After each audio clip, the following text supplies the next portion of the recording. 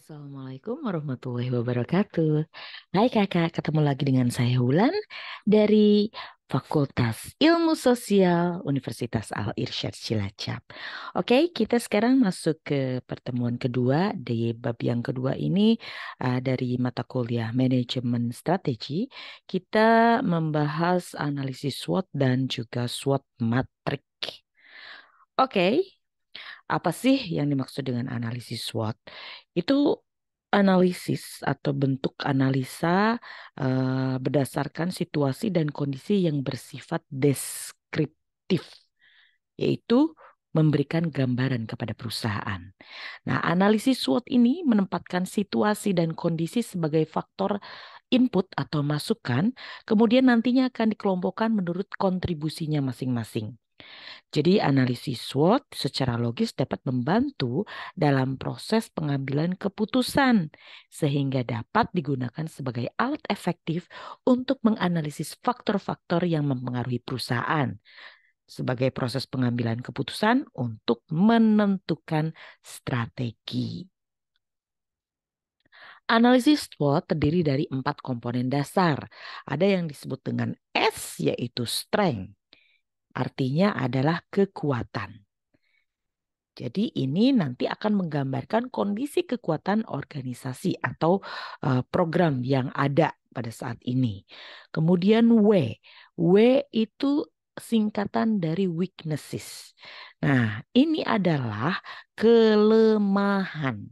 Artinya kondisi kelemahan apa saja yang sedang dialami oleh organisasi atau program yang sedang kita analisa.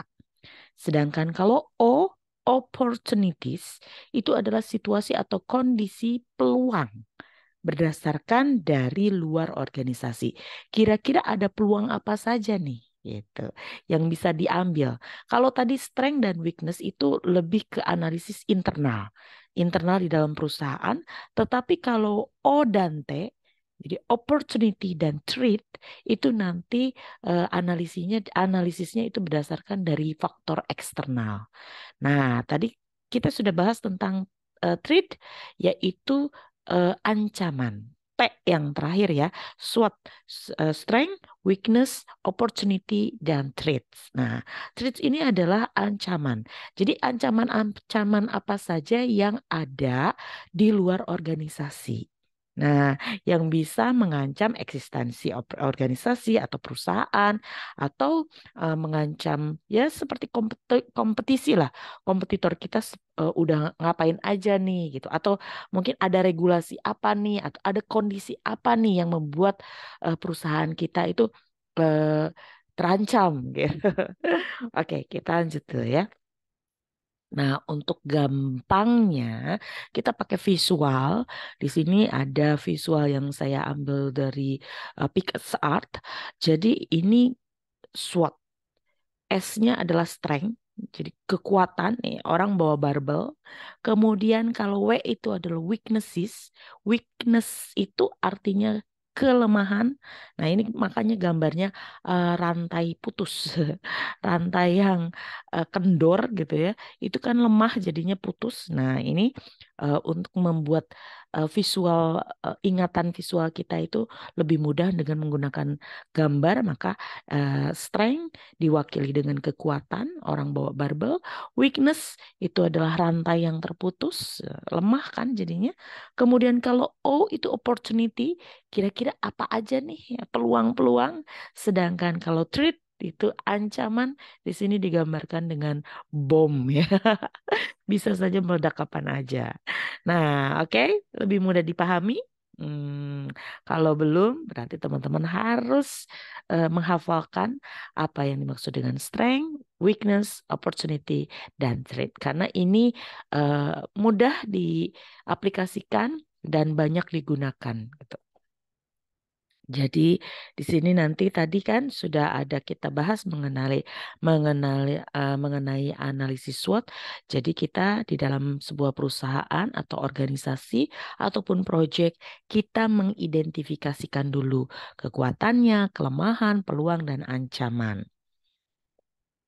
Di sini teman-teman nanti bisa melihat langsung apa saja kira-kira panduan bagaimana cara menentukan kekuatan, kemudian kelemahan, opportunity dan juga threat. Boleh ya, silakan dilihat nanti materinya akan Ibu share di Adlink atau teman-teman juga bisa cari informasi dari buku atau dari jurnal ataupun dari video-video lainnya.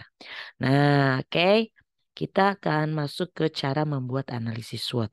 Pertama, kita harus mengumpulkan data yang diperlukan.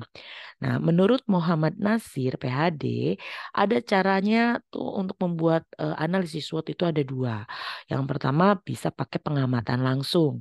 Jadi kita melakukan pengamatan langsung apa sih keunggulan atau kekuatan dari perusahaan atau mungkin project atau mungkin produknya.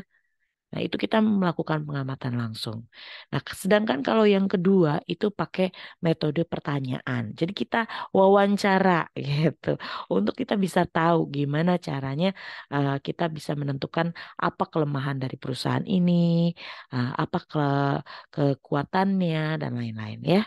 Nah, untuk menganalisis membuat sebuah matrik IFAS atau Internal Strategic Factor Analysis Summary dan EFAS atau External Strategic Factor Analysis Summary.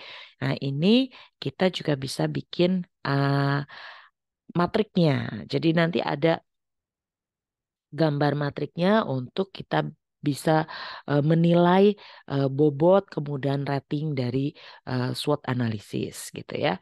Nah, ini diagram analisis SWOT. Diagram yang pertama kita taruh di sini, ini strength and opportunity. Kemudian diagram kedua ini strength and threat.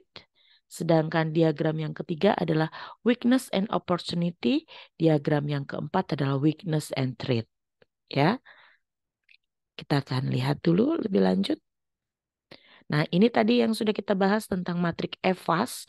EVAS itu eksternal, jadi ada peluang atau opportunity dan juga threat itu ancaman. Ini nantinya bisa dihitung. Bobotnya berapa, ratingnya berapa. Bobot dikalikan rating berarti hasil dari sini dikalikan hasil di sini. Nanti akan ada keterangannya. Nah, ini totalnya, ini plus ini harus jadi satu.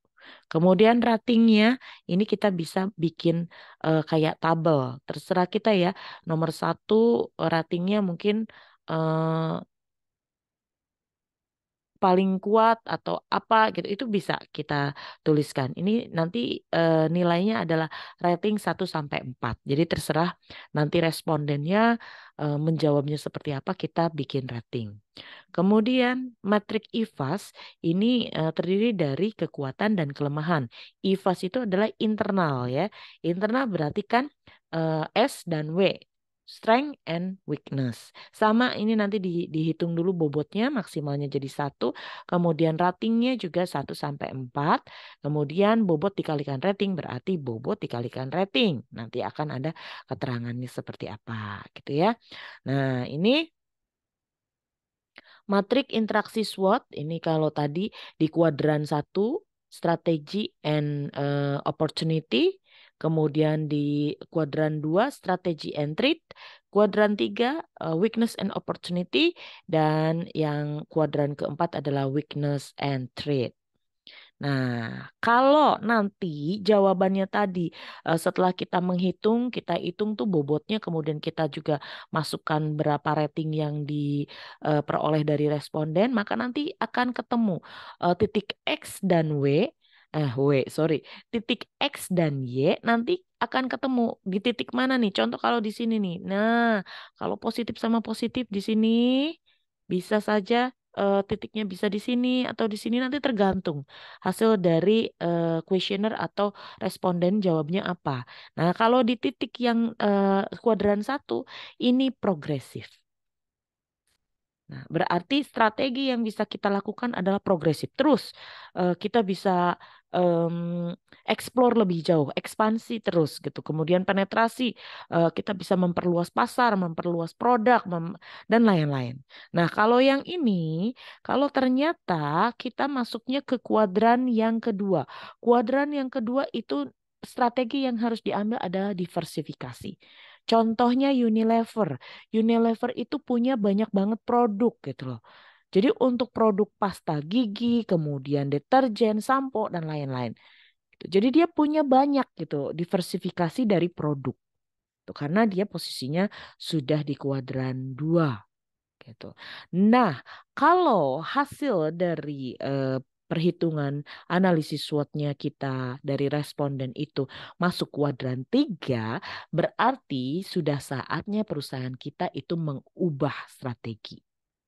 Gitu ya, karena sudah ada weakness tapi kita punya opportunity, kita masih punya peluang nih untuk apa saja, untuk beralih, mungkin kita bisa beralih pasar atau lain-lain gitu. Itu bisa teman-teman konsentrasikan konsentrasikan untuk mengambil strategi yang berbeda gitu loh. Jadi mengubah strateginya. Nah, sedangkan kalau untuk masuk ke kuadran 4 berarti sudah harus bertahan. Gimana nih, mau bertahan atau jangan-jangan kalau sudah nggak tahan benar-benar harus dilepas gitu ya. Karena di sini sudah weak, lemah, ada kelemahan internal ditambah dengan ancaman dari luar gitu. Jadi pilihannya ya strateginya bertahan, kalau memang sampai titik tertentu tidak bisa ya berarti sudah harus dilepaskan. Gitu ya teman-teman ya. Nah, ini tadi sama gambarnya, yaitu yang pertama strategi agresif atau defensif. Sorry, strategi progresif atau agresif ya, menyerang terus atau nambah terus gitu. Kemudian yang kedua adalah strategi diversifikasi, strategi mengubah strategi itu artinya turn around ya. Nyari lagi nih, balik lagi nih, cari gimana lagi nih gitu. Kita harus harus pakai strategi yang berbeda nih gitu, atau kita harus mengambil keputusan yang berbeda nih. Nah, berarti ini strategi turn around karena ada kelemahan tetapi di situ juga ada peluang yang bisa kita ambil. Sedangkan strategi yang keempat yaitu di kuadran keempat masuknya ke strategi defensif alias bertahan. Ya udah gimana? Udah mah ada kelemahan internal ditambah dengan threat atau ancaman dari luar gitu ya. Oke. Nanti kita akan lanjutkan ke strategi SWOT. Tadi masih penjelasan di kalau di eh, kuadran 1 itu berarti eh, kondisi perusahaan kita sedang apa. Nanti kita akan bahas lebih lanjut. Sampai ketemu di part selanjutnya, di part yang kedua, di bab yang kedua. Assalamualaikum.